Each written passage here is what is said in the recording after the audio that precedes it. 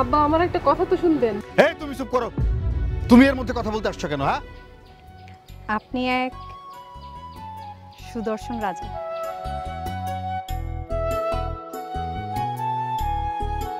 আগের কালের জমিদার সাহেবের মতো গল্প শোনায়া এখন কোনো লাভ নাই।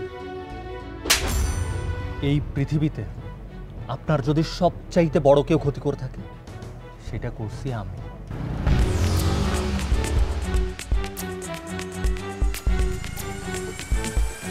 আজকের পর এই জমির আশেপাশে তোর এই চেহারা যাতে আর না দেখি।